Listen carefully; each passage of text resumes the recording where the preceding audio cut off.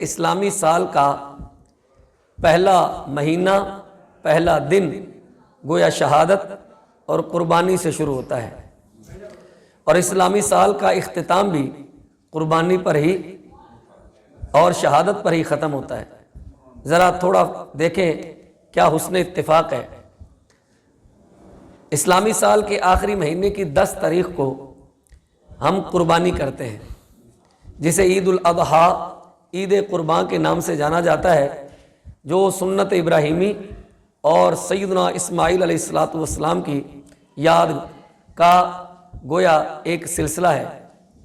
اور محرم الحرام اسلامی سال کا آغاز ہوتے ہی پہلے دن گویا حضرت فاروق اعظم رضی اللہ تعالیٰ عنہ کی شہادت ہے، اور اسی گزشتہ ماہ اسلامی سال کے آخری سال کا جو مہینہ ہے ماہ ذو الحجہ، اس کی 18 تاریخ کو سیدنا عثمان بن عفان رضی اللہ تعالیٰ عنہ کی شہادت ہے۔ اب دونوں 10 دیکھ لیجئے، 10 ذی الحجہ اور 10 محرم الحرام، دونوں ہی قربانی کا تصور اور شہادت کا گویا ایک سلسلہ ہمارے سامنے قائم ہو جاتا ہے۔ وہ قربانی ہے، یہ بھی قربانی ہے۔ وہ قربانی ہے تو قرآن نے کہا وَفَدَيْنَاهُ بِذِبْحٍ عَظِيمٍ، یہ ایسی عظیم الشان قربانی ہے جسے اللہ ذوالجلال نے اس طرح قائم فرمایا کہ دین کی حفاظت کا علم بلند ہوا، اور حضرت امام علی مقام رضی اللہ تعالیٰ عنہ کی صورت میں مسلمانوں کو ایک عظیم شہادت کا جو ایک معاملہ ہے وہ دیکھنے سننے کو ملا۔ عزیزان محتشم، سیدنا حضرت فاروق اعظم رضی اللہ تعالیٰ عنہ ہستی ہیں جنہیں اللہ ذوالجلال نے بے پناہ، ان گنت، لا تعداد خزائل جلیلہ اور عادات جمیلہ سے اللہ کریم جل وعلا نے نوازا۔ دیکھنے کو جب ہم تاریخ پڑھتے ہیں، سیرت کی کتب کو کھنگالتے ہیں، تو آپ کے فضائل و مناقب میں جہاں یہ بات ملی کہ آپ رسول اللہ صلی اللہ تعالیٰ علیہ وآلہ وسلم کے انتہائی قریبی رشتہ دار ہیں، کہ آپ کی شہزادی، آپ کی بیٹی رسول اللہ صلی اللہ علیہ وسلم کی زوجہ اور مومنوں کی ماں ہے۔ دوسری طرف آپ خود حضرت علی المرتضیٰ رضی اللہ تعالیٰ عنہ کے داماد، سیدنا علی المرتضیٰ رضی اللہ تعالیٰ عنہ کی بیٹی ام کلثوم سیدنا فاروق اعظم رضی اللہ تعالیٰ عنہ کی زوجہ ہونے کا شرف پاتی ہیں۔ یہ کتنا قریبی رشتہ ہے جسے عام طور پر بعض لوگ چھپانے کی کوشش کرتے ہیں، لیکن اہل السنت والجماعہ، ہم رسول اللہ صلی اللہ علیہ وسلم کے دیوانے جہاں ذکر اہل بیت سے اپنی زبانوں کو تر کرتے ہیں، وہیں پر ہم ذکر صحابہ کر کے اپنے دلوں کو اطمینان نصیب کرتے ہیں۔ کریم آقا علیہ الصلوۃ والسلام نے فرمایا کہ اگر میرے بعد کوئی نبی ہوتا تو وہ عمر ہوتے ہیں، لیکن میرے بعد کوئی نبی نہیں۔ عمر وہ ہستی ہیں جن کی شان، جن کا رتبہ، جن کی فضیلت، جن کی عظمت اور علو مرتبت کا یہ حال اور یہ مقام ہے۔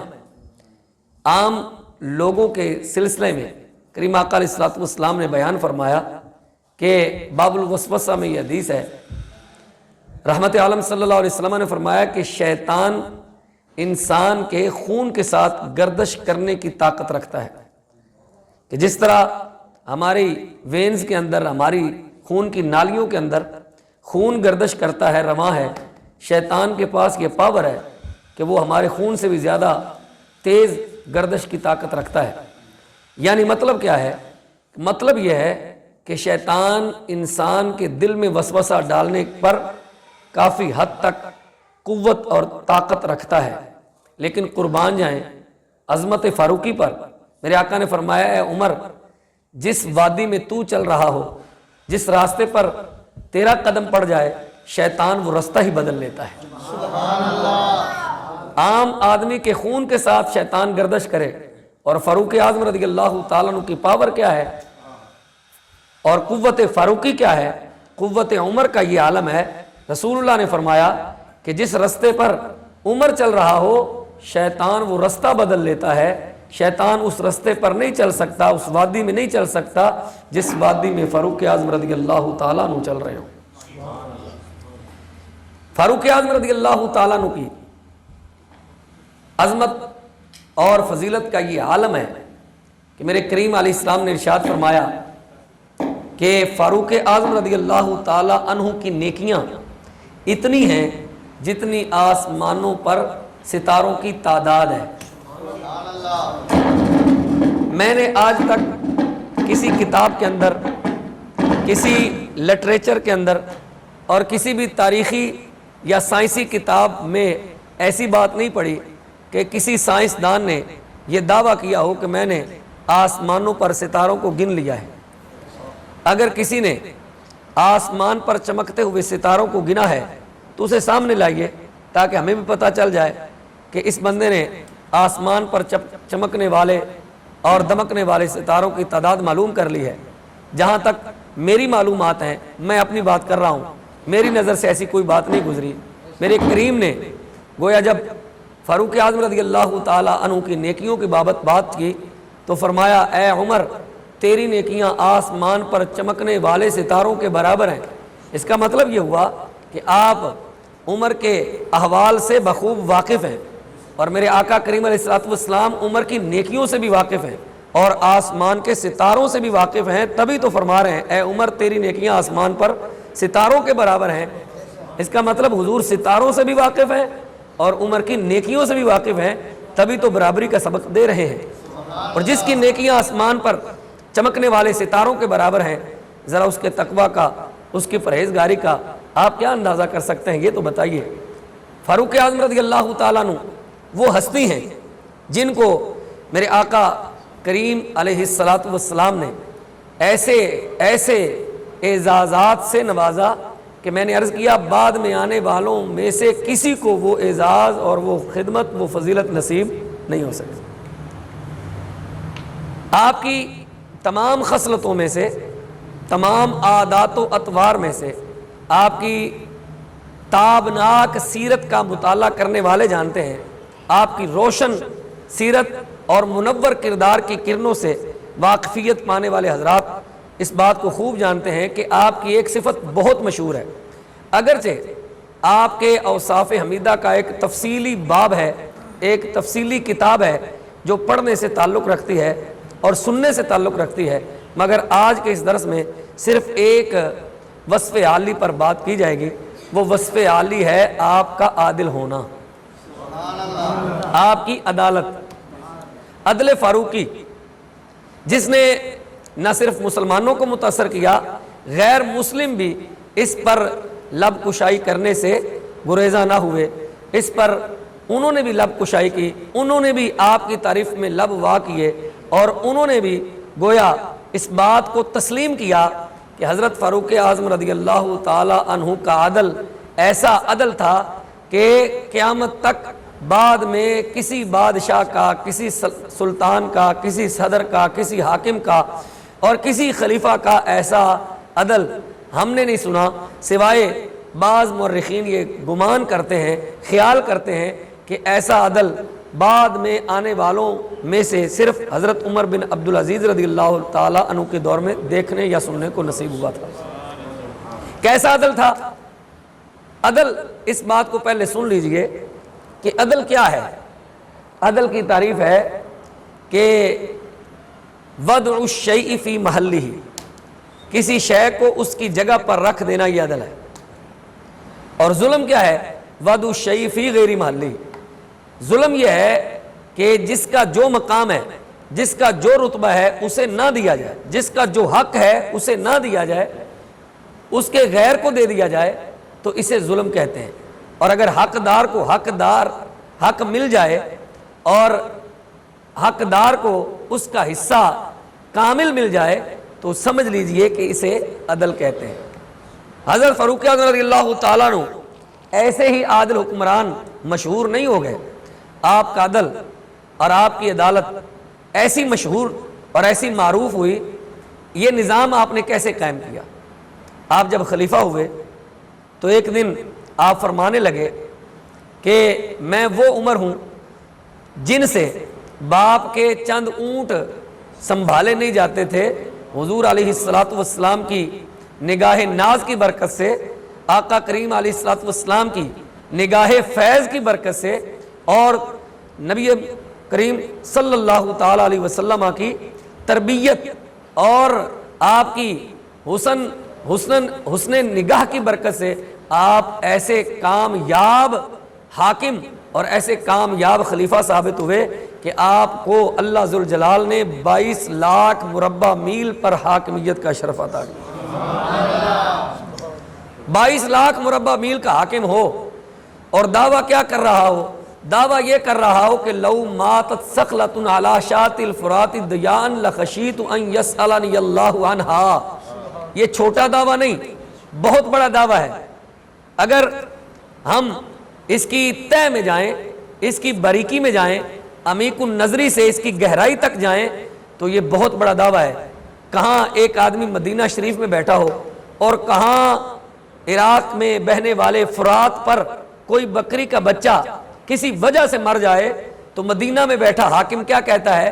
مدینہ میں بیٹھنے والا حاکم یہ کہتا ہے کہ اگر فرات کے دونوں کناروں میں سے کسی ایک کنارے پر، کتنا بڑا لمبا فرات ہے، اس دریائے فرات پر یا نہر فرات پر اگر دونوں کناروں میں سے کسی کنارے پر بکری کا بچہ مر جائے، ضائع ہو جائے، ہلاک ہو جائے، برباد ہو جائے، تو فاروق اعظم رضی اللہ تعالیٰ عنہ گمان کیا کرتے ہیں؟ کہتے ہیں لخشیت، مجھے ڈر ہے کہ اللہ تعالیٰ مجھ سے اس بکری کے جانور کے متعلق باز پرس کرے گا کہ اے عمر، تیرے دور کے اندر، تیری حکمرانی کے دور کے اندر وہ بکری کا بچہ کیسے مر گیا؟ یہ عدل ہے، آپ کے عدل کا یہ کرشمہ ہے کہ آپ کے دور خلافت میں، آپ کے دور حکومت میں، آپ کے دور امارت میں اللہ ذوالجلال نے آپ کی ایسی کرامت اور آپ کی فضیلت کی ایسی دھاک بٹھائی کہ آپ کے دور حکومت، دور خلافت کے اندر بکری کا بچہ بھی جو ہے وہ بلا وجہ ہلاک نہیں ہوا۔ اپنی طبی موت مر گیا تو اس کا تو کچھ کہا نہیں جا سکتا، بندے بھی تو چلے جاتے ہیں، زیرو اور جاندار نے، ہر جاندار نے جانا تو ہے ہی، لیکن ظلمن بکری کا بچہ بھی ظلم کی وجہ سے نہیں مرا۔ اور اگر آپ آج کے دور کا ذرا اس دور سے موازنہ کریں اور حالات حاضرہ کا اپنی سادہ سی نگاہ میں محاسبہ کریں تو آج دیکھیں عین اس وقت کے اندر جب بلوچستان کی سرزمین پر سیلابی ریلوں نے تباہی مچا رکھی تھی اور قلات کے ایک علاقے کوتھل میں درخت پر لٹکتی لاش جس کا گوشت بھی جھڑ چکا ہے، ہڈیوں کا ڈھانچہ لٹک رہا ہے، سوشل میڈیا پر آپ نے وہ تصویر ضرور دیکھی ہوگی، اور نہیں دیکھی تو ہو سکتا ہے کسی نے سنا ہو۔ میں نے ایک بار نہیں متعدد بار اس تصویر کو دیکھا اور آج کے حالات پر نظر رکھتے ہوئے فاروق اعظم رضی اللہ تعالی عنہ کے اس جملے پر غور و فکر کیا تو میرا دل پسیج گیا۔ میرا دل جو ہے اس کے گویا ایک دو چار کونوں میں نہیں، ہر کونے سے یہ آواز آئی کہ اے عدل فاروقی، آج تجھے پاکستان کی نہیں، مسلمان کی، ہر مسلمان کی آواز، ہر جگہ سے مسلمان کی آواز پکار رہی ہے کہ تو آ اور دیکھ ہماری حالت زار کہ آج ہمارے ساتھ کیا ہو رہا ہے۔ ہم پچھلے سال، آپ کو یاد ہے، بلکہ اسی سال سردیوں کے اندر مری میں چند ہلاکتیں ہو گئیں برف باری کی وجہ سے۔ جب ٹریفک جام ہو گئی، گاڑیوں کو برف باری کی وجہ سے راستہ نہ ملا تو لوگ گاڑیوں میں ہی دم بخود ہو گئے، اور وہ اس شدت اور اس ماحول کو اور اس موسمی معاملے کو برداشت نہ کر سکے اور وہ ان کی جانیں، ان کی روحیں پرواز کر گئیں، تو پورا اسلام آباد ہل گیا تھا۔ آج ان سے کہیں زیادہ ہلاکتیں بلوچستان کے اندر ہوئی ہیں، لیکن مجال ہے کسی حاکم کے کان پر جوں بھی رینگی ہو اور وہاں لوگ اپنی تباہ ہوتی کٹیا دیکھ رہے تھے، تباہ شدہ مکان دیکھ رہے تھے، اور سیلابی ریلوں میں اپنے گھر کا سامان بہتا ہوا دیکھ رہے تھے، اور لوگ جو سوال کرتے تھے نا کہ کہ کہاں گئے لبیک والے، تو وہ لبیک والے کہاں گئے؟ وہ لبیک والے کراچی اور بلوچستان کے سیلاب زدہ علاقوں کے اندر ٹوٹے ہوئے بند، نہروں کے ٹوٹے ہوئے بند باندھ رہے تھے اور سیلاب زدگان کی مدد کر رہے تھے بلا معاوضہ، بغیر کسی لالچ کے، بغیر کسی حرص کے، بغیر کسی جناب والا اس سلسلے کے کہ ہمیں حکومت نصیب ہو جائے، بلکہ صرف اور صرف سسکتی اور بلکتی اور مظلوم انسانیت کی مدد کرنے کے لیے وہ کبھی کراچی کی سڑکوں کو صاف کر رہے تھے تو کبھی بلوچستان، اوتھل اور دیگر مقامات پر سیلابی ریلوں کا مقابلہ کر رہے تھے۔ عدل فاروقی ہمیں کیا بتاتا ہے؟ عدل فاروقی ہمیں یہ بتاتا ہے کہ اقتدار کی ہوس میں اتنے آگے چلے جاؤ کہ تمہیں نہ تو جناب والا بلوچستان کے وہ سسکتے ہوئے عوام نظر آئیں، نہ کراچی کے جناب والا مظلوم عوام نظر آئیں، نہ جناب والا تمہیں بہاولپور میں کوئی پانی کی کمی کی وجہ سے وہاں تمہیں کوئی بندہ نظر نہیں آیا، کتنے جانور ہلاک ہو گئے، کتنے لوگ مر گئے صرف اور صرف پانی کی قلت کی وجہ سے۔ تمہیں تو اپنی کرسی کی پڑی ہوئی۔ فاروق اعظم نے بتایا کیا؟ فاروق اعظم نے حاکموں کو، سلاطین کو یہ نسخہ اور یہ نکتہ بتایا کہ حکومت کرنے کا نسخہ کیا ہے۔ حکومت کرنے کا نسخہ یہ ہے کہ جب تم حاکم بنتے ہو نا تو صرف انسانوں کے حاکم نہیں بنتے، تم جانوروں کے بھی حاکم بنتے۔ اللہ ذوالجلال نے قرآن مجید فرقان حمید میں ارشاد فرمایا الذین ان مکناہم فی الارض اقاموا الصلاۃ وآتوا الزکاۃ وامروا بالمعروف ونہوا عن المنکر۔ اللہ کریم ارشاد فرماتا ہے وہ لوگ جن کو اللہ تبارک و تعالی زمین میں اقتدار نصیب کرے، ان مکناہم فی الارض، وہ لوگ جن کو اللہ تعالی زمین میں اقتدار دے، حکومت دے، حاکمیت دے، ان کو کیا کرنا چاہیے؟ ان کو آتے ہی ایل پی جی مہنگی کر دینی چاہیے، ان کو آتے ہی پیٹرول مہنگا کر دینا چاہیے، ان کو آتے ہی اپنے معاملات سنوارنے کی پڑ جائے، ان کو آتے ہی جناب والا پلاٹوں اور زمینوں کے قبضوں کی پڑ جائے۔ کیا چاہیے انہیں؟ انہیں یہ چاہیے کہ وہ نمازیں قائم کریں، انہیں یہ چاہیے کہ وہ زکوٰۃ دیں، ان کو کیا چاہیے؟ ان کو چاہیے کہ وہ بھلائی کا حکم دیں اور برائی سے روکیں۔ یہ حاکموں کا کام ہے۔ آج کل مولویوں نے سنبھالا ہوا ہے نماز قائم کرنا، زکوٰۃ دینا اور نہی عن المنکر، امر بالمعروف اور نہی عن المنکر۔ کہنے کو تو ایک جلسہ اسلام آباد میں امر بالمعروف کا ہوا تھا جو لوگوں سے بالکل اوجل نہیں ہے، پوشیدہ نہیں ہے، صدیاں نہیں بیت گئیں۔ لوگوں نے دیکھا تھا، ایک جلسہ ہوا تھا جس میں خواتین ناچ ناچ کر بے حال ہو گئی تھی، بھنگڑے ڈال ڈال کر لوگ گر رہے تھے اور بنت حوا کو اس طرح سر عام نچایا گیا کہ اس کا دوپٹہ، اس کا وہ آنچل جو شرم و حیا کا جو استعارہ ہے وہ بھی اس کے ماتھے اور اس کے سر پر، اس کے گلے پر نظر نہیں آ رہا تھا۔ امر بالمعروف کا جلسہ تھا اور وہاں بنت حوا ناچ رہی ہے۔ یہ امر بالمعروف نہیں ہے۔ امر بالمعروف پتہ کسے کہتے ہیں؟ امر بالمعروف اسے کہتے ہیں کہ اگر کبھی توفیق مل جائے تو نیٹ کھولو اور اس پر دیکھو فیض آباد میں سخت سردی ہو، بارش ہو رہی ہو اور سخت سردی کے اندر، ٹھٹھرتی راتوں کے اندر اور بارش کے اندر لوگ قمیضیں اتار کر لبیک اور تاجدار ختم نبوت کے نعرے لگا رہے ہوں، نعتیں پڑھ رہے ہوں، امر بالمعروف اسے کہتے ہیں۔ آج کل ہم لوگ یہ سمجھتے ہیں کہ نصیحت اوروں کے لیے ہے، ہمارے لیے تو ہے ہی نہیں۔ ہم یہ سمجھتے ہیں کہ ہماری اولاد نیک ہو جائے، ہم چوری چھپے گناہ کرتے پھریں، ہم جو چاہیں کریں، لیکن ہماری اولاد ہمیں یہ جو ہے نا تانا اور شکایت کا موقع نہ دے، کسی طرف سے ہماری اولاد کی شکایت نہ آئے۔ میرے علاوہ ساری حاجی ہوں، میرے علاوہ سارے نمازی ہوں، میرے علاوہ سب نیک ہوں، میں جو چاہے کروں۔ نصیحت اوروں کے لیے ہے۔ فاروق اعظم رضی اللہ تعالیٰ نے حاکمیت کا، سلطانی کا جو انداز بتایا وہ کیا تھا؟ فرمایا پہلے خود اپنے آپ کو نصیحت کر کے لوگوں کے سامنے لاؤ اور اپنا کردار پیش کرو، اپنا عمل پیش کرو۔ فاروق اعظم رضی اللہ تعالیٰ نے اپنا عمل پیش کیا۔ اس کی پہلی مثال میں عرض کرتا ہوں۔ آپ نے اپنے دور کے اندر ایسے قاضیوں کا تقرر کیا، ایسے جج مقرر کیے جو قرآن و سنت کے ماہر تھے، متقی پرہیزگار تھے، صوم و صلات کے پابند تھے، ان کو مقرر کیا، اور پھر ان ججوں تک ہر خاص و عام کی رسائی کو عام کر دیا۔ ایسا نہیں کہ عدالت تک جانے کے لیے لوگوں کے کروڑوں خرچ ہو جائیں اور جج صاحب پھر بھی میسر نہ ہوں۔ آپ نے اپنے صوبے کے ہر ضلع کے اندر قاضی مقرر کیا تھا، جج مقرر کیا تھا، ہر ضلع کے اندر جج قاضی صاحب میسر تھے، اور اگر بالفرض والمحال قاضی صاحب کسی درباری کی شکایت نہ سنیں، کسی فریق کو اسی طرح ٹال دیں، تو وہ فریق جو ہے وہ خود جو ہے وہ عدالت فروقی میں خود بخود پہنچ جاتا تھا، اور وہاں پھر سنوائی ہوتی تھی، اور جج کو فی الفور معاملہ سننے اور سمجھنے کے بعد انہیں یا تو قرار واقعی سزا دی جاتی تھی یا پھر معزول کر دیا جاتا تھا، اور اس کی جگہ ایک ایسے جج کا تقرر ہوتا جو اس سے زیادہ بہتر ہوتا۔ اب کیا تھا، اس عدل فاروقی کی وجہ سے جج ہوں یا نچلے سپاہی ہوں، ہر بندہ جو ہے وہ اپنی ڈگر پر خوب چل رہا تھا، درست چل رہا تھا۔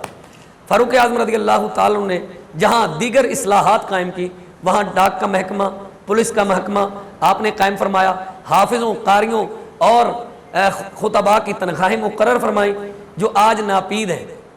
یہ فاروقی دور کے اندر ایسا ہوا کہ سب سے پہلے مؤذنوں اور حافظوں کی یعنی کہ تنخواہیں، وظیفے مقرر کیے گئے۔ بلکہ ایک جگہ میرے ساتھی بات کر رہے تھے تو وہاں ایک عالم ہمارے دوست ہیں، فاضل ہیں جامعہ کے، انہوں نے کہا میری نظر سے یہ بات بھی گزری ہے کہ فاروق اعظم رضی اللہ تعالیٰ نے اس بات کو عام کیا ہوا تھا کہ اگر کوئی اپنا وظیفہ بڑھانا چاہتا ہے تو زیادہ قرآن پڑھے، زیادہ حافظ بنے، قرآن کا زیادہ سے زیادہ جو ہے وہ حصہ یاد کرے، اور جتنا زیادہ حصہ یاد کرے گا اس کی اسکالرشپ میں اتنا اضافہ ہو جائے گا۔ لیکن ہمارے ہاں کیا ہے، پچھلے کئی سالوں سے مدارس دینیہ حکومتی مدد کو ترس رہے ہیں کہ جناب والا ہمارا بھی کوئی پرسان حال ہو۔ یہ اپنی مدد آپ کے تحت چل رہے ہیں، یہ ایسی این جی اوز ہیں، ایسے ویلفیئر ادارے ہیں، ایسے جناب والا رفاہی ادارے ہیں تو اپنی مدد آپ کے تحت چل رہے ہیں، اور وہاں پر سینکڑوں غرباء کے بچے نہ صرف پڑھ رہے ہیں بلکہ معاشرے کے عظیم رہنما بن کر نکل کر معاشرے کی اصلاح کا کام کر رہے ہیں۔ فاروق اعظم رضی اللہ تعالیٰ نے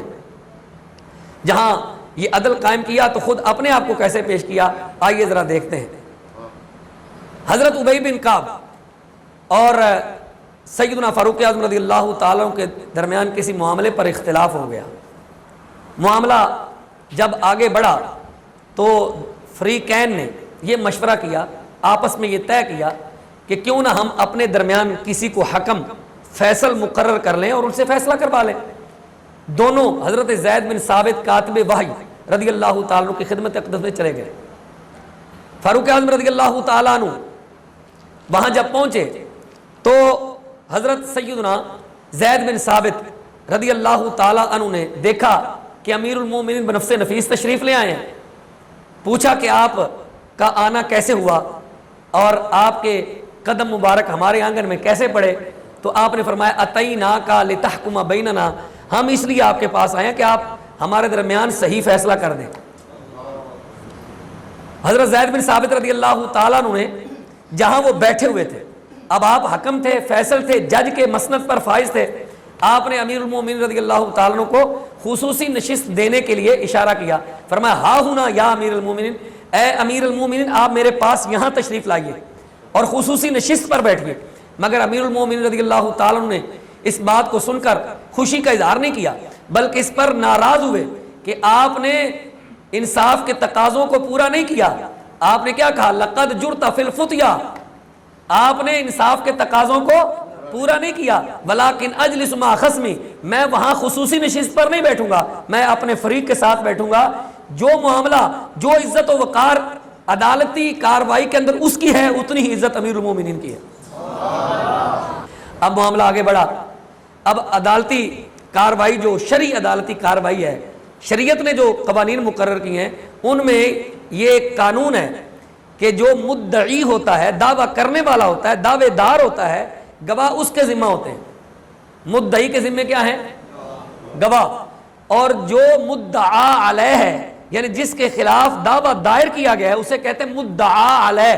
مدعا علیہ پر قسم ہوتی ہے۔ اس کو آسان لفظوں میں شریعت کے دائرے میں اس طرح بھی بیان کیا گیا، البینۃ علی المدعی والیمین علی من انکر، گواہی جو ہے نا، گواہی یہ مدعی کے ذمہ ہے اور قسم یہ مدعا علیہ یعنی منکر کے ذمے ہے کہ مثلا میں کسی عدالت میں چلا جاتا ہوں, کسی کچہری میں چلا جاتا ہوں اور کسی کے خلاف دعویٰ دائر کر دیتا ہوں تو میرے ذمے گواہ ہے کہ میں گواہ لے کے جاؤں. اگر گواہ میرے پاس نہیں ہے تو اب میرا دامن تو کلیئر ہے, صاف ہے, کیونکہ میرے پاس گواہی نہیں تو دعویٰ کیسا. اب کیا ہے, جس کے خلاف میں نے دعویٰ کیا ہے وہ قسم اٹھا کر بری ہو جائے گا. جب یہ معاملہ ہوا قاضی زید بن ثابت رضی اللہ تعالی عنہ کی عدالت میں, ایک طرف امیر المومنین ہے, دوسری طرف حضرت ابی بن کعب ہیں. ابی بن کعب اس وقت عام شہری ہیں جو امیر المومنین کے مد مقابل فریق کی حیثیت سے عدالت کے کٹہرے میں کھڑے ہیں. اب ذرا سوچئے, ایک طرف وقت کا حاکم کھڑا ہو, دوسری طرف عام شہری کھڑا ہو, تو جج کیا کرتے ہیں؟ ججز حضرات کی, قاضیوں کی کیا رائے, کیا انداز ہوتا ہے, وہ ان کو اس طرح ڈیل کرتے ہیں جس طرح عام شہری کو ڈیل کرتے ہیں. اب حضرت قاضی سیدنا زید بن ثابت رضی اللہ تعالیٰ عنہ سے کیا ہو گیا, آپ نے ابی بن کعب سے درخواست کی, کہا آفی امیر المومنین من الیمین, آپ سے میں گزارش کروں گا کہ آپ امیر المومنین سے قسم نہ لیں, درگزر کریں, امیر المومنین سے قسم لینے سے درگزر کریں. اور ساتھ میں وجہ بھی بتائی. وجہ کیا ہے؟ وما کنت لاسالھا لاحد غیرہ, کہا اگر امیر المومنین کی جگہ کوئی اور ہوتا تو میں کبھی یہ سوال نہ کرتا. میرا یہ سوال کرنا اس وجہ سے ہے کہ امیر المومنین پورے معاشرے میں باعزت اور ایک معزز فرد کی حیثیت سے ہیں, لہٰذا میں آپ سے درخواست کروں گا کہ آپ امیر المومنین حضرت فاروق اعظم رضی اللہ تعالیٰ سے قسم نہ لیں. فاروق اعظم رضی اللہ تعالیٰ نے کیا کہا؟ اب ذرا سنیں وہ جملہ جو فاروق اعظم نے اس وقت عدالت میں کہا. آج ایسے عدل کی ضرورت ہے, ایسا عدل جب ہوگا تو پھر دیکھیں کوئی بھی نظام, کوئی بھی حکومت, کوئی بھی سلطنت, کوئی بھی مملکت اس وقت تک کامیابی کی راہ پر رواں نہیں ہو سکتی جب تک کہ اس ملک کے اندر عدل قائم نہ ہو. فاروق اعظم رضی اللہ تعالیٰ نے اپنے ملک کے اندر سب سے پہلے کیا کیا؟ عدل کو قائم کیا. آپ نے کیا کہا؟ آپ نے فرمایا کہ اے ابی بن کعب, اب میری بھی بات سن لیں, میں یہ بات آپ سے عرض کرنا چاہوں گا. آپ نے جو بات کی وہ سننے دیکھنے کی حد تک بہت عظیم, بہت خوبصورت ہے, لیکن عدل کے تقاضاؤں, عدل کے قوانین اور عدل کے اصولوں کے منافی ہے. وہ جملہ آپ نے ارشاد فرمایا لا یدرک زید بن ثابت القضاء, لا یدرک زید بن ثابت القضاء حتی یکون عمر و رجل من عرد المسلمین عندہ سوان. آپ نے کہا اے زید, اس وقت تک کسی بھی ملک کے اندر, کسی بھی عدالت کے اندر عدل قائم نہیں ہو سکتا جب تک کہ, یہاں تک کہ ایک عام آدمی اور امیر المومنین کی عزت برابر نہ ہو. خواہ امیر المومنین ہو, خواہ خلیفۃ المسلمین ہو, خواہ وقت کا حاکم ہی کیوں نہ ہو, جب تک وہ فریق عام آدمی, عام شہری عدالت کے کٹہرے میں دونوں برابر متصور نہیں ہوں گے, عدل قائم. لہذا میں قسم دے کر, اگر ابی بن کعب گواہ نہیں لا سکے تو میں قسم دے کر شریعت کے تقاضوں کو پورا کروں گا. لہٰذا آپ نے قسم اٹھائی اور آپ وہاں سے تشریف لے گئے. اس واقعہ سے اور اس گویا کہانی سے, اس رویداد سے ہمیں جو سبق ملا, امیر المومنین نے سب سے پہلے عدل کو قائم کرنے کے لیے اپنی ذات کو بھی پیچھے نہیں رکھا. حتیٰ کہ ایک دفعہ ایسا بھی ہوا کہ حضرت فاروق اعظم رضی اللہ تعالیٰ عنہ کے دور میں مسجد نبوی تنگ پڑ گئی, تو مسجد نبوی کی کشادگی کے لیے, وسعت کے لیے ایک تحریک چلی کہ مسجد کو کشادہ کیا جائے, مسجد کو کھلا کیا جائے تاکہ نمازی زیادہ سے زیادہ ہو سکے. جیسا کہ آج بھی ہر سال حاجیوں کی آمد و رفت جب ہوتی ہے تو زائرین حرم کے لیے پھر وہاں کے جو ذمہ داران ہیں وہ یہ محسوس کرتے ہیں کہ ہمارا یہ کام, یہ ہمارا فرض بنتا ہے کہ اس سے بھی کشادہ ہو جائے. اور دن بدن آپ جانتے ہیں, دیکھ رہے ہیں کہ حرم بڑھ رہا ہے, مسجد نبوی مزید کشادہ ہو رہی ہے. تو اب کیا ہوا, فاروق اعظم رضی اللہ تعالیٰ عنہ جہاں آج باب السلام ہے, باب السلام باب البقیع کی طرف, یہ جو رستہ ہے نا, جب آپ حضور علیہ الصلوۃ والسلام کے مواجہ شریف کے سامنے آ کر سلام کرتے ہیں نا جی, تو آپ کے بائیں جانب ریاض الجنہ ہے, بائیں جانب ہی حضور, سیدھے جائیں تو سامنے جنت البقیع یعنی باب بقیع ہے. باب السلام سے آپ داخل ہوتے ہیں یعنی مسجد غمامہ والی سائڈ سے, جس طرف کھجوروں کی منڈی ہے. جنہوں نے وہاں منظر دیکھا ہے وہ تو ظاہر اس ماحول کو سمجھ رہے ہوں گے. تو باب السلام کے ایک طرف حضرت عباس بن عبد مطلب رسول اللہ صلی اللہ علیہ وسلم کا چچا کا گھر تھا. آپ نے حضرت عباس کو بلایا, رسول اللہ کے چچا کو بلایا. آپ امیر المومنین تھے, خلیفۃ المسلمین تھے. تو آپ نے حضرت عباس رضی اللہ تعالیٰ عنہ سے کہا, آپ رسول اللہ صلی اللہ علیہ وسلم کے چچا ہیں اور بڑی محترم اور معزز جگہ پر فائز ہیں, میں آپ سے عرض کروں گا کہ بعنیہا او حبہا حتی ادخلہا فی المسجد. یہ جو آپ کا گھر ہے نا, یہ مسجد کے بالکل ساتھ ملحق ہے. اگر یہ آپ مجھے دے دیں, بیچ دیں, فروخت کر دیں, یا مجھے تحفتاً دے دیں کہ میں اسے مسجد کا حصہ بنا دوں, مسجد میں شامل کر دوں, تو آپ کے پاس دو قسم کی جو ہے وہ دو آپشن ہیں. ایک آپشن یہ ہے کہ آپ مجھے بیچ دیں, دوسرا آپشن یہ ہے کہ آپ تحفتاً دے دیں. اگر پیسے لینا چاہتے ہیں تو پیسے لے لیں, اور اگر آپ یہ سمجھتے ہیں کہ مسجد کشادہ ہو جائے گی تو آپ تحفتاً دے دیں. حضرت عباس بن عبد مطلب رضی اللہ تعالیٰ عنہ اس بات کے انکاری ہوئے کہ میں اپنا گھر آپ کی پیشکش کے سامنے نہیں رکھتا. معاملہ اس وقت کے قاضی حضرت ابی بن کعب رضی اللہ تعالیٰ عنہ کے پاس چلا گیا. ابی بن کعب کے پاس جب یہ مسئلہ پہنچا تو آپ نے حضرت فاروق اعظم رضی اللہ تعالیٰ عنہ سے کیا کہا, اب ذرا سنیں. ایک طرف کیا ہے حاکم, دوسری طرف عام شہری. اگرچہ حضور علیہ الصلوۃ والسلام کے قریبی رشتہ دار ہیں, حضور کے چچا ہیں, لیکن بات ہے عدالت کی. کیا ہوا, ابی بن کعب نے بلا جھجک, بلا تامل, بلا تردد, بلا خوف و خطر, بلا لومۃ لائم, بغیر کسی ڈر خوف کے کیا فیصلہ دیا کہ ایک طرف حاکم ہے, دوسری طرف عام شہری ہے, تو کیوں نہ حاکم کی جناب والا طرفداری کی جائے اور جانبدارانہ فیصلہ کر کے جو ہے وہ حاکم وقت کا قرب پایا جائے. آپ نے حاکم وقت کا قرب پانے کے لیے فیصلہ نہیں دیا, بلکہ شریعت کے اصولوں کے مطابق فیصلہ دیتے ہوئے کیا کہا, فرمایا کہ اے امیر المومنین, اگرچہ آپ حاکم ہیں, اگرچہ آپ امیر المومنین ہیں, آپ کے پاس زور ہے, قوت ہے, لیکن شریعت اور حضور کے بتائے ہوئے قوانین کے مطابق آپ عباس سے زبردستی جگہ خرید نہیں سکتے, اور نہ ہی آپ حکم سے جو ہے وہ ہبہ کا کہہ سکتے ہیں کہ ہبہ کر دو. ہبہ ایسے نہیں ہوتا, ہبہ وہ اپنی مرضی سے کریں گے. فیصلہ حضرت عباس کے حق میں ہو گیا. توجہ ہے, جب فیصلہ حضرت عباس کے حق میں ہوا نا, تو حضرت عباس رضی اللہ تعالیٰ نے نعرہ لگایا, فرمایا اللہ اکبر, سبحان اللہ, بس میں یہ دیکھنا چاہتا تھا کہ میرے آقا کریم علیہ الصلوۃ والسلام کے قوانین لوگ بھول تو نہیں گئے. فرمایا فإنی أشہدک وأنی قد جعلتھا للہ, اے لوگوں گواہ ہو جاؤ, اور اس بات پر تم سب گواہ ہو جائے, میں بھی تمہیں گواہ بنا کر یہ بات کہتا ہوں, میں نے اپنی جگہ, اپنا مکان, اپنا گھر مسجد کو دے دیا. اور حضرت فاروق اعظم کے ڈر سے نہیں دیا, بلکہ اللہ کی رضا کے لیے دے دیا. اب دیکھیں عدالت کے کٹہرے میں کھڑے ہیں, عدالت میں کھڑے ہیں, کیا سننا چاہا, کیا پسند کرنا چاہا. میں دیکھنا چاہتا تھا کہ قاضی صاحب حضور کے بتائے ہوئے قوانین کو بھول تو نہیں گئے. میں دیکھنا چاہتا تھا حضور نے جو اصول دیے تھے ان روشن اصولوں سے لوگ دستبرداری کا اعلان تو نہیں کر گئے.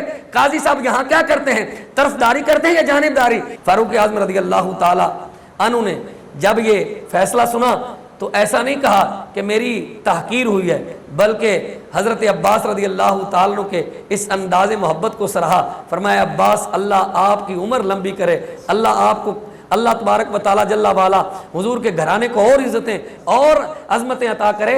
حضور کا گھرانہ ایسا ہی عمدہ اور ایسا ہی عزت والا ہے. عزیزان محترم, دور فاروقی کے اندر عدل کی ایسی نہ جانے کتنی ہی مثالیں ملتی ہیں. یہ تو ہیں معاملات پر. اگر ہم اس وقت کے گورنروں, عہدیداروں کو دیکھیں تو عہدیدار کیسے عظیم تھے. حضرت احنف بن قیس عراق کے عظیم آدمی اور بڑے عہدے کے مالک تھے. آپ حضرت فاروق اعظم رضی اللہ تعالیٰ عنہ سے ملنے کے لیے مدینہ شریف حاضر ہوئے. جب آپ آئے تو ایک وفد کے ساتھ آئے, یعنی ایک قافلے کے ساتھ آئے. آپ نے دیکھا کہ فاروق اعظم رضی اللہ تعالیٰ عنہ نے اپنا امامہ شریف بھی اتارا ہوا ہے, کرتا بھی اتارا ہوا ہے, یا کرتا پہنا ہوا ہے, تو آپ نے اپنے آستینے اوپر چڑھائی ہوئی ہیں اور صدقے کے اونٹوں کو تیل مل رہے ہیں. صدقے کے بیت المال کے اونٹوں کو تیل مل رہے ہیں. احنف بن قیس کہتے ہیں میں قریب ہوا تو آپ نے کہا اے احنف بن قیس, یہ جو کبا جبا دستار پہنے ہوئے آئے ہو نا، ذرا یہ اضافی کپڑے اتار کر میرے پاس آ جاؤ۔ عراق کے عظیم عہدیدار، ہاں جی، بڑے بہت بڑے افسر، شاید گورنر ہو، کیا کہا؟ یہ اضافی کپڑے جو ہے نا یہ اتار کر کیا کرو، میرے پاس آؤ۔ اعن امیر المومنین، اعن اعانا یعین اعانتن کا معنی ہوتا ہے مدد کرنا۔ کیا کہا؟ اعن امیر المومنین، تو امیر المومنین کی مدد کر۔ کس بات پر مدد کر؟ تیل لے کے آؤ اور جیسے میں اونٹوں کی مالش کر رہا ہوں تم بھی مالش کرو۔ کیوں؟ کیونکہ یہ صدقے کے اونٹ ہیں، ان میں یتیموں کا حق ہے، ان میں بیواؤں کا حق ہے، ان میں مسکینوں کا حق ہے۔ اب یہ منظر جب دیکھا کہ حضرت امیر المومنین اور عراقی گورنر جو ہیں وہ جناب والا اونٹوں کو صاف کر رہے ہیں، تو ایک آدمی کی زبان سے یہ جملہ نکل گیا، اللہ اکبر، یہ خادموں کا کام تھا، امیر المومنین اور گورنر یہ کام کر رہے ہیں۔ خادم کا کام کون کر رہا ہے؟ امیر المومنین اور گورنر کر رہا ہے۔ تو حضرت فاروق اعظم رضی اللہ تعالیٰ اس وقت کیا کہا؟ فرمایا اگر یہ خادموں کا کام ہے، اگر کیا ہے؟ خادموں کا کام ہے، ایو عبد ہوا اعبد منی واحنف ابن القیس ھذا، کہنے لگے کہ اگر یہ خادموں کا کام ہے تو مجھ سے اور احنف بن قیس سے بڑا کوئی خادم ہی نہیں ہے۔ کیا کہا؟ آج کہنے کو تو ہمارے وقت کے وزیر اعظم بھی اپنے آپ کو کسی دور میں خادم اعلیٰ کہا کرتے تھے، آج کل وہ خادم اعظم ہے۔ وزیر اعلیٰ کے بجائے وہ کہتے تھے کہ میں خادم اعلیٰ، تو آج کل کیا ہے؟ آج کل خادم اعظم ہے۔ خادم اعظم کا کام کیا ہوتا ہے؟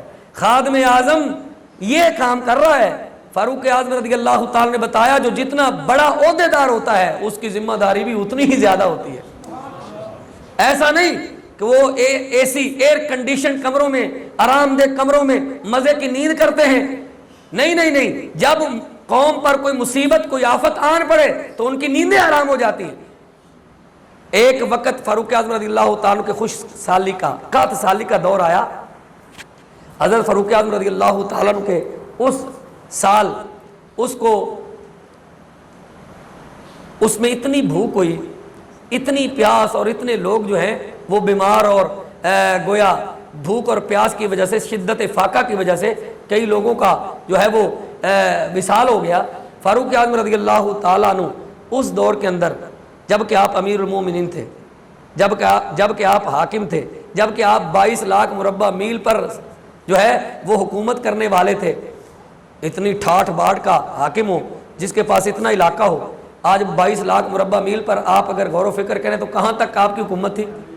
شام، یمن، عراق، ہیں جی، ایران، اور یہ سارے علاقے حضرت فاروق اعظم رضی اللہ تعالیٰ کی سلطنت کا حصہ تھے۔ مصر، ہیں جی، فلسطین، یہ سارے حصے فاروق اعظم کی سلطنت کا حصہ تھے۔ فاروق اعظم تنے تنہا اکیلے ان کے حاکم تھے، اتنا بڑا حاکم۔ لوگوں کو جب یہ 61 سالی کا سامنا آیا تو فاروق اعظم رضی اللہ تعالیٰ نے دیسی گیہوں کے پروٹھے نہیں کھائے۔ فاروق اعظم 61 سالی کے دور میں کیا کھانا کھا رہے ہیں؟ جو سادہ کھانا ایک غریب مسکین فاقہ کشی کی وجہ سے کھاتا ہے، فاروق اعظم وہی کھانا کھاتے تھے۔ آپ نے کیا کہا؟ اگر یہ کام خادم کا ہے تو مجھ سے بڑا کوئی خادم ہے؟ اب آخری جملہ میں ذکر کر کے اجازت چاہوں گا۔ یہ جملہ میں نے بالکل ابتدا میں اپنے موبائل پر اسی طرح ہی رکھا تاکہ میں اسے سامنے رکھ کر آپ کو یہ بتا سکوں کہ فاروق اعظم رضی اللہ تعالیٰ عنہ نے ایک ایسا جملہ بیان فرمایا جو آج اسلامی سلطنت کے اندر کہیں نظر نہیں آتا۔ آپ نے فرمایا انہو من والیا امر المسلمین فہو عبد للمسلمین یجب علیہ لہم ما یجب علی العبد لسیدہ من النصیحۃ واداء الامانۃ۔ کیا فرمایا؟ یہ کیا جب آپ نے کہا نا کہ لوگوں نے کہا کہ یہ تو خادم کا کام ہے، فرمایا مجھ سے بڑا خادم کوئی نہیں، تو آپ نے کہا جو مسلمانوں کا حاکم بنے، جو مسلمانوں کا حاکم بنے، جو مسلمانوں کا مقتدر بنے، جسے اللہ تبارک و تعالیٰ مسلمانوں پر حاکمیت اور سلطان ہونے کا شرف دے دے، ذمہ داری دے دے مسلمانوں کی، وہ کام کیا کرے؟ توجہ، آپ نے فرمایا وہ مسلمانوں کا خادم ہے، وہ ولی، وہ حاکم نہیں ہے، وہ مسلمانوں کا خادم ہے۔ اور فرمایا اس پر مسلمانوں کی خیر خواہی، دیانت داری اسی طرح لازم ہے جس طرح ایک خادم غلام پر اپنے آقا کی امانت داری، دیانت داری اور اس کا حق لازم ہے۔ ایک غلام اپنے آقا کے ساتھ جیسا مخلص ہوتا ہے ایسا ہی حاکم مخلص ہوگا تو پھر کیا ہوگا. آج لوگ یورپ کے جناب والا سیر سپاٹے پہ جاتے ہیں نا تو وہاں کی تعریفیں کرتے تھکتے نہیں ہیں, کہتے جی کیا بات ہے, وہاں نظام کی کیا بات ہے. انجلا مرکل کی مثالیں دیتے ہیں کہ جرمنی کی چانسلر انجلا مرکل جو ہے وہ 16 سال پر اقتدار کے مزے لوٹتی رہی, لیکن اس نے ایک بھی اپنا قریبی رشتہ دار حکومت میں ان نہیں کیا. اور جس اپارٹمنٹ کے اندر یعنی جس فلیٹ کے اندر جس مکان کے اندر وہ اقتدار میں آنے سے پہلے 16 سال پہلے رہائش پذیر تھی, آج اقتدار کے بعد یعنی حکومت چلے جانے کے بعد آج انجلا مرکل اسی مکان میں رہتی ہے, اسے کوئی دکھ نہیں ہے. لیکن ہمارے ہاں ایک آدمی ایک ٹنور بھگت جائے نا, یعنی 5 سالہ دور اقتدار تو بڑی دور کی بات ہے, لوگ تو 36 گھنٹے کتنے 36 گھنٹے وزارت اعلیٰ کے منصب پر فائز رہے اور 36 گھنٹوں کے لیے 63 رکنی کابینہ بھی بنا لے. پتہ ہے عبوری وزیر اعلیٰ ہوں, پتہ ہے کہ چند گھنٹوں کا مہمان ہوں, لیکن اس کو بھی اقتدار کا ایسا نشہ تھا کہ میں اتنے گھنٹوں کے اندر اندر کیا سے کیا کر لوں, نہ جانے وہ کیا سے کیا کر سکتا تھا. لیکن افسوس کہ وہ کچھ کر بھی پایا اور بہت کچھ نہ بھی کر پایا. یہاں تو یہ صورت ہے صرف 36 گھنٹوں کی, فاروق اعظم نے 10 سال اقتدار سنبھالا. کتنا 10 سال, بڑا لمبا عرصہ ہے. اور 10 سال کے طویل ترین عرصہ کے اندر آپ کا کوئی پلاٹ نہیں نکلا, آپ کی کرپشن نہیں پکڑی گئی, آپ کے فراڈ نہیں پکڑے گئے, آپ کے بینک اکاؤنٹس نہیں پکڑے گئے, آپ نے کہیں کوئی خزانے دبا کے جناب والا بچوں کے لیے نہیں رکھے, بلکہ فاروق اعظم جب اس دنیا سے گیا نا تو پچھلوں کے لیے کیا سبق چھوڑ کے گیا کہ اے عمر تیری شان عدالت پر قربان جائیں, تیری عظمت پر قربان جائیں, تو نے مصطفیٰ کریم علیہ الصلوۃ والسلام کی شریعت کا ایسا نفاذ کیا کہ اپنے گھرانے کو بھی نہیں چھوڑا, اگر غلطی سگے بیٹے نے کی ہے تو درے اس کو بھی لگائے گئے. یہاں کیا ہے جی, یہاں چیف جسٹس کا بیٹا, شاید آپ کو یاد ہو کہ نہ یاد ہو, ہمیں تو یاد ہے وہ ذرا ذرا, ہم ایسی باتیں یاد رکھتے ہیں, مولوی بڑیاں اس طرح کی گلیں یاد رکھتے ہیں. وقت کا چیف جسٹس جس کا نام افتخار چودھری تھا, جب اس کا اپنا بیٹا سلمان یا ارسلان نام تھا غالباً اس کا, وہ پکڑا گیا تو اس نے کہا میں اس کا کوئی ذمہ دار ہوں, میں اس کا کوئی ٹھیکیدار ہوں, میں اس کا کوئی ٹھیکیدار ہوں, میں اس کے ساتھ ساتھ رہتا ہوں, یہ جو گھپن کرے گا جو دھوکہ دے گا جو فلاں کرے گا میں اس کا کیا کر سکتا ہوں, میں اس کے کیے کا ذمہ دار نہیں ہوں. فاروق اعظم نے کہا ہاں ہاں میں ذمہ دار ہوں, میں بتاتا ہوں اگر میرے بیٹے نے غلطی کی ہے تو سزا بھی میں نے ہی دی ہے, درے میں میں نے لگائے ہیں. جب باپ نے پورا سوٹ پہنا نا, پورا سوٹ پہنا تو ایک مجمع سے بندہ کھڑا ہو گیا. آج کرپشن پر بات مولوی کرے تو کہتے جی سیاست چمک رہی ہے. فاروق اعظم 22 لاکھ مربع میل کا حاکم ہے, ممبر پر بیٹھا ہے, پورا سوٹ پہن کے بیٹھا ہے, بڑا خوبصورت سوٹ ہے. ایک بندہ کھڑا ہو گیا کہ جو آپ نے کپڑے پہن رکھے ہیں نا, یہ کپڑا فلاں جنگ کے اندر مال غنیمت میں لوگوں کو ملا تھا, جتنا ملا تھا اس سے کسی بھی آدمی کا سوٹ نہیں بن سکتا تھا, آپ نے یہ پورا سوٹ کیسے بنا لیا؟ یا اس کپڑے سے آپ کرتا بنا سکتے تھے, یا دھوتی بنا سکتے تھے, تہ بند باندھ سکتے تھے, یا پجامہ یا شلوار بنا سکتے تھے, آپ نے پورا سوٹ زیب تن کر رکھا ہے, تو اس کا جواب دیں. فاروق اعظم نے کہا اس کا جواب میں امیر المومنین نہیں دوں گا, میرا بیٹا دے گا. بیٹا کھڑا ہوا, کہا اس غزوے میں میں اور میرے ابا جی دونوں شریک تھے جی, 3 میٹر مجھے 2 میٹر مجھے ملا تھا, 2 میٹر میرے ابا جی کو ملا تھا, میں نے اپنے والا 2 میٹر ابا جی کو دے دیا. اس طرح ان کا سوٹ بن گیا. واقعی آپ سچے ہیں, سوٹ نہیں بنتا تھا, لیکن میں نے اپنا حصہ, اپنا کپڑا جو میرے حصے میں آیا تھا میں نے ابا جی کو دیا, گویا اس طرح میرے ابا جی کا پورا سوٹ بنا. جہاں امیر المومنین سے ایک سوٹ کا سوال ہو جائے تو سوئس بینکوں میں جو رقم پڑی ہے علامہ زرداری علیہ الرحمہ کی, ان سے سوال نہیں ہو سکتا. جو جناب والا امریکی بینکوں کے اندر ہمارے سیاسی جناب والا لیڈروں کی اتنی بڑی رقم, خطیر رقم پڑی ہے, ان سے سوال نہیں ہو سکتا. لیکن جب سوال ہوتا ہے تو یہ دیکھو جی مولوی سیاست کر رہے ہیں. اگر فاروق اعظم سے سوال ہو سکتا ہے تو زرداری سے کیوں نہیں, نواز شریف سے کیوں نہیں؟ بے نظیر مر گئی اور اس کے نام کی ایک جھوٹی وصیت پر صدر بننے والا زرداری, اس سے پوچھا نہیں جا سکتا؟ پوچھا جا سکتا ہے. اگر امیر المومنین فاروق اعظم سے پوچھا جا سکتا ہے نا, تو پھر ان چوروں اور لٹیروں سے تو بدرجہ اولا پوچھا جا سکتا ہے, اور خان سے تو اس سے کہیں زیادہ. بلکہ پوچھنا واجب ہے کہ تو نے 23 سال یہ ڈھنڈورا پیٹا کہ یہ ڈاکو ہے, اس ڈاکو کو آج تو نے پنجاب کا وزیر اعلیٰ لگا دیا. عزیزان محتشم, फारूक आज़म रज़ी अल्लाह ताला अन्हु के कमालात, फ़ज़ाइल, मनाक़िब और आपके अज़मतों के रोशन बाब से चंद एक बातें आपके सामने आपके गोश गुजार की। फ़ारूक आज़म रज़ी अल्लाह ताला अन्हु का रुतबा इससे कहीं ज़्यादा बाला है। आप अमानतदार, दयानतदार भी थे, बिलखुसूस दीनी मामलात पर आपकी सख्त गिरफ्त हुआ करती थी। आज बच्चा घर में बिस्तर पर सोया हुआ है ना, बालिग है, बालिग, मैट्रिक का इम्तिहान दिया है, माँ कहती है रात पूरी पढ़ता रहा है, सुबह पेपर देने जाना है, छोड़ दो। क्या करता रहा है जी? मैट्रिक के इम्तिहानात की तैयारी करता रहा है, लिहाजा अगर फजर रह गई है तो कोई बात नहीं, बालिग है। एफए का पेपर दे रहा है जी, बीए का पेपर दे रहा है। ये दुनिया के पेपर हैं जो छोटी सी सीट के लिए पढ़ाई हो रही है, रोजगार के लिए, दुनिया में अच्छे स्टेटस के लिए पढ़ाई की गई। उसके लिए नमाजें ज़ाया हो गई, ना माँ ने पूछा, ना बाप ने पूछा, ना किसी घर वाले ने पूछा, नमाज ज़ाया हो गई, कोई बात नहीं। लेकिन आइए फ़ारूक आज़म से पूछते हैं। फ़ारूक आज़म रज़ी अल्लाह ताला के दौर में जब सुबह की नमाज में हज़रत सुलेमान बिन अबी खैसमा रज़ी अल्लाह ताला नज़र ना आए तो आपने लोगों से पूछा, लम आरा सुलेमाना फिर सुबह, मैंने आज सुलेमान बिन अबी हारसा को नमाज में नहीं देखा, फजर की नमाज में नहीं देखा, कहाँ है वो? लोगों ने कहा जी आज वो नमाज पढ़ने आए ही नहीं।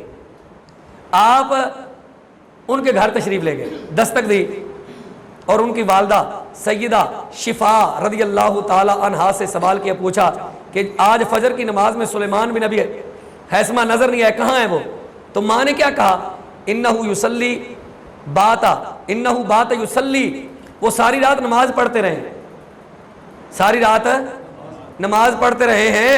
फ़ग़लबत वैनाहु, तो जब सुबह का वक़्त हुआ उन पर नींद गालिब आ गई और वो सो गए, इस वजह से वो फजर की नमाज में शरीक नहीं हो सके। यानी मतलब क्या है, हो सकता है फजर की नमाज घर में पढ़ ली हो, हमारा गुमान तो उनके बारे में अच्छा है, आला है ना, तो जमात में सिर्फ शिरकत नहीं की थी, जमात नमाज छोड़ने की बात नहीं हुई, क्या हुआ, जमात में शिरकत नहीं की। कहा जी जमात में शिरकत इस वजह से नहीं की, सारी रात नफलों में गुजार दी। फारूक आज़म ने क्या कहा, फरमाया माँ जी वो सारी रात नफल पढ़ते रहे, ठीक है मैं मान लेता हूँ, लेकिन आपने जुमला कहा वो सुने ज़रा। फरमाया लअन अशहदा सलात सुबही फिल जमाअती अहब्बु इलैया मिन अन अक़ूम लैलतन। आपने फरमाया कि सुनो माँ जी, मैं जो बात कर रहा हूँ, अमीरुल मोमिनीन खलीफतुल मुस्लिमीन जो बात कर रहे हैं उसे ज़रा सुने ध्यान से। फरमाया कि सारी रात नफल पढ़ने से कहीं ज़्यादा मैं पसंद करता हूँ कि कोई आदमी सुबह फजर की 2 रकतों में शरीक हो जाए। नमाज सुबह है जी बिल जमा फिल जमाती, क्या फरमाया, लअन अशहदा सलात सुबह फिल जमाती, जमात में फजर की नमाज बाजमात 2 रकत के अंदर कोई आदमी शरीक हो जाए ना, तो मैं इसको ज़्यादा अच्छा समझता हूँ, ज़्यादा पसंद करता हूँ कि कोई आदमी सारी रात खड़ा रहे। सारी रात खड़े होने का उतना सवाब नहीं है जितना 2 रकत फजर पढ़ने का सवाब है। ये है उमर, इनका नाम क्या है, इस हस्ती का नाम उमर है, जिसने शरीयत के निफाज के लिए 10 साल खर्च कर दिए और लोगों से 1 टका तक वसूल नहीं किया, बल्कि आप रज़ी अल्लाह ताला अन्हु का ये एहसान है उम्मत पर कि एक गैर मुस्लिम लीडर रहनुमा की ये बात नज़र से गुजरी। उसने कहा अगर 10 साल उमर को मज़ीद मिल जाते ना तो ये हुकूमत, ये खिलाफत का जो दौर है और ये दौरा जो है ये रूम तक तो पहुँच ही चुका था, पूरा यूरोप आज इस्लाम के ज़ेरे नगी होता। अगर 10 साल फ़ारूक आज़म को और मिल जाते। फतूहात का सिलसिला इतना फैला कि मुसलमान फ़ौजें रूम के साहिल तक पहुँच गई और बल्कि रूम के साहिल के अंदर दाखिल हो गई, समंदर में दाखिल हो गए। और मुसलमानों ने खुदा की कसम वो जुमला हुजूर के सामने सहाबा ने कहा तो था, लेकिन इस पर अमल भी फ़ारूक आज़म के दौर में हुआ। वो क्या था, हज़रत साद ने कहा था या रसूलुल्लाह सल्लल्लाहु अलैहि वसल्लम आप हुक्म फरमाएं हम घोड़े समंदरों में डाल देंगे, लेकिन कि इसका कोई अमली, इसकी तस्वीर अमली जामा حضور کے زمانے میں نہ پہنایا جا سکا، فاروق اعظم کے دور میں یہ بھی عملی جامہ اور یہ عملی تصویر سامنے آ گئی جب مسلمانوں نے ایران کی طرف پیش قدمی کی اور عراق کے اور ایران کے علاقے فتح کرنے کے درپے ہوئے۔ واقعتاً حضرت سعد بن ابی وقاص کے ساتھ جو ساتھی تھے انہوں نے سمندروں میں گھوڑے ڈال دیے اور ایرانیوں نے کہا دیو آمد جن آ گئے، وہ جن آ گئے پجو اتھوں۔ کیا ہوا؟ میرے آقا کریم کے سپاہیوں نے یہ ثابت کر دیا کہ ہم صرف جملے نہیں کہتے، ہم پورا کر کے دکھاتے ہیں۔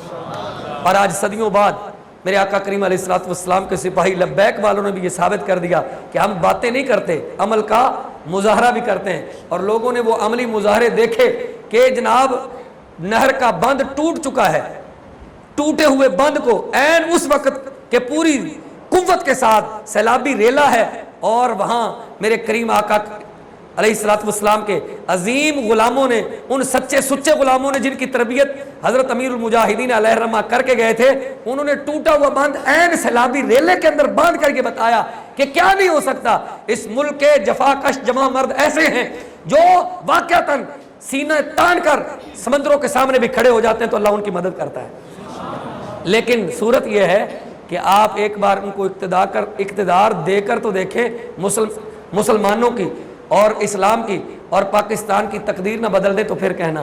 امیر المجاہدین علیہ الرحمہ نے یہی کہا تھا کہ اگر ایک ڈاکو، چور اور کرپٹ انسان ملک چلا سکتا ہے تو کریم آقا علیہ الصلوۃ والسلام کا غلام، قرآن پڑھنے والا، نماز کا پابند اور مصطفیٰ کریم کی سنتوں کا جناب والا مظہر، حضور علیہ الصلوۃ والسلام کی سنتوں کا اپنی ذات پر نافذ کرنے والا اور اپنے آپ کو حضور کا غلام سمجھ کر جناب والا آنے والا، کیا وہ حکومت نہیں کر سکتا؟ یقیناً وہ بھی کر سکتا ہے۔ اللہ ذوالجلال ہم سب پر اپنی رحمت فرمائے اور اللہ ذوالجلال نبی صلی اللہ تعالیٰ علیہ وآلہ وسلم کے توسل سے، حضور علیہ الصلوۃ والسلام کی نظر عنایت سے ہم سب کو پاکستان کے اندر وہ دن دیکھنا نصیب فرمائے جس دن اس ملک کے اندر نظام مصطفیٰ قائم ہوگا۔ لبیک لبیک لبیک یا رسول اللہ، لبیک لبیک لبیک لبیک یا رسول اللہ۔ تاجدار ختم نبوت، تاجدار ختم نبوت، تاجدار ختم